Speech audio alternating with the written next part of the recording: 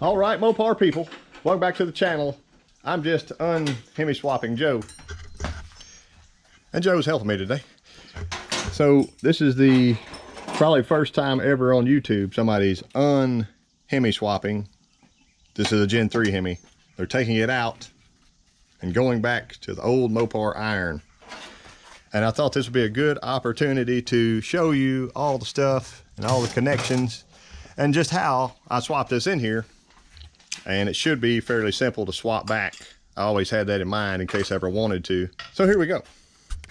We went ahead and popped the throttle body off, and I was going to lay this large harness for the fast EFI. I don't know if I'm reusing that or not. I'll decide it another day. It was an older kit that somebody gave to me, so I thought I'd try it and use it. But with this engine, he's getting this Hemi MSD 6 box, so I need to track down all those wires. The majority of them go into a harness, the pretty harness here, and that pretty harness goes to the engine. So that's what I was going to show you, all those. But the majority of this crap is all going away, so it can look like an old car again and not be so whatever. So here's how I did this. The black Mopar regulator is the one that actually works. The ones at the parts store don't seem to work very well. Here's my 2 field wires, and this is the factory style harness. So there's my oil pressure sender. I can unplug it. I don't think I ever got the temp sender hooked up to the factory light. It's in there somewhere. Looks like it's right here. Yes, there it is. And so I can just unplug these. I'm gonna send these back with him. If I can get those unplugged. I heat shrank them so it would stay in there a little better. But just put spade connectors on. I might have to cut that. That's how those were. That connector will stay. I got to take this off, and that was the main charge wire. What size is that? Half. So this is the only actual harness that you need from the factory, and hopefully I can get back to that someday. I might take the loom off of it. Mopars didn't have loom. They were just black tape. We're still undoing harnesses. So this was the factory. This was when I had a micro squirt on here. You can see those are factory connectors. But I never had an idle air controller on it. So it didn't do what I wanted it to. It didn't idle as well as I wanted it to. This is kind of cool because the MSDs, they're labeled for each coil pack. So there's 2 and there's 4 and 6 and 8. So we're going to unplug all those. And here's the cam sensor plug up in here if I can grab it. Looks like that. And it'll come out, so we can do away with the MSD harness now. This one hooked up here is the map sensor, manifold, absolute pressure, atmospheric pressure, something. Fuel injection stuff. And this is the Joe OC intake, so if I can get a screwdriver and do that correctly, I won't break it. Everything underneath is disconnected, and I pulled the bell housing bolts in hope to, I got a strap under there to brace everything. We want to pull the engine away from the bell housing for now.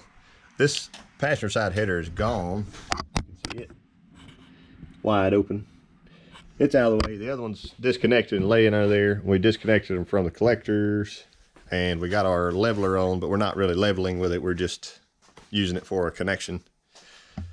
But we got to jack up now to get that up high enough, the whole thing. So I'll probably slide a floor jack on the transmission and give it a little more boost.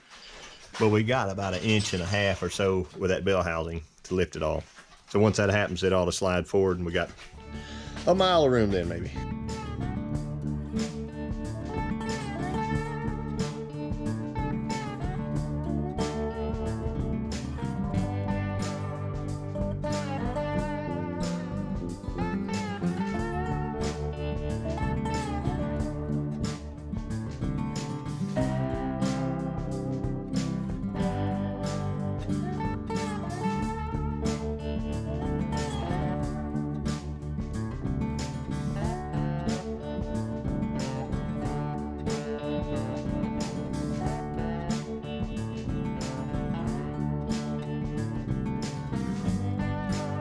That rubber wasn't doing anything.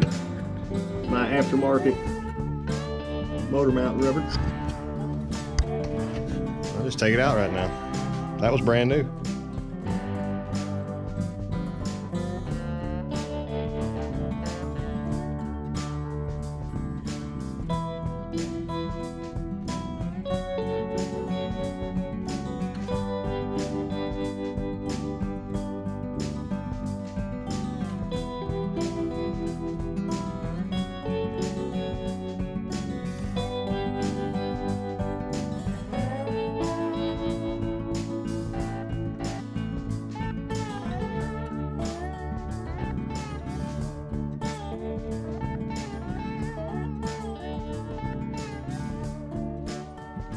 Pulled the flywheel off. This has got an 8-bolt crank flange, and I was using that little bearing there, so I wanted you to I wanted to show you what that looked like after, I don't know, maybe 1,000 miles.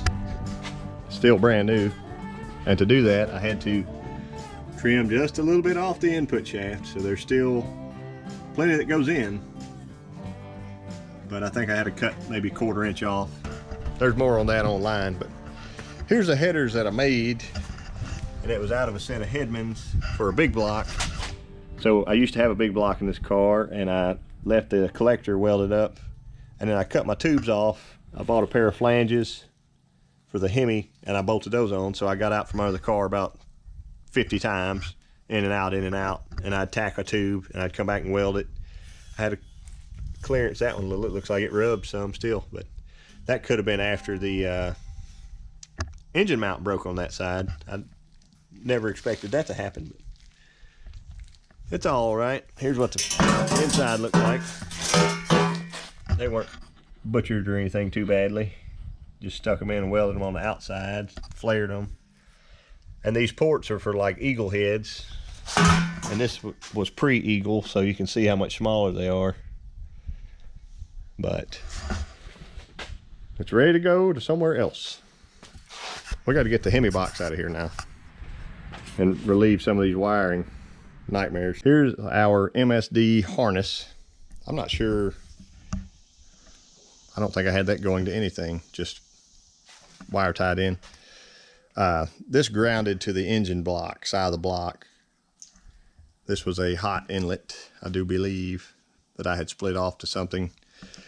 And so there was your ground, one hot, and then I think this other yellow was just the ignition hot. So that harness in the computer was probably $1,200 back when I did this swap 5 or 6 years ago. Joe's got it ready, the Hemi 6. So it's pretty tunable. It's got a laptop port on one side, so I got to get him the little disc that goes with it, and you can set up your timing curve and all that. But that stuff's out of there, and now we still got to fight this stuff soon. So I had to try to have a ground on every corner, and this was like a little ground block, so I'd ground to there, ground here. I had a little ground that hooked back there and hooked to like the firewall, and then that firewall ground also. It didn't have any grounding problems, but it could have, I guess. I also meant to show you, there's the crank sensor, and it went down on this side to right here. So there's like a tone wheel in here. I think that it's special for 05, 06 or something stuff, or pre-Eagle stuff. It's different than if you do the other Eagle stuff. So this would be a good engine to put Eagle heads on, because it would give you like a full point or point and a half more compression right now. So there it is with the Joe OC intake going with it. So to recap, the Gen 3 is gone. He's going to put that, I believe, in a 99 or 2,000 mile Dakota and bracket race it. So we're going to see what a, I don't know, I'm guessing it's around 400 horsepower Gen 3 Hemi does in a Dakota, and he's got to get it lined out and stuff, but he's early on the swap. I'm glad. I actually feel relieved right now. Like, I've got a 70-mile Challenger RT Vanishing Point clone car. It should have a big block in it. So come back for part 2 and we'll see what's up with that. I appreciate y'all watching, and I'll catch you next time. All right, Mopar people.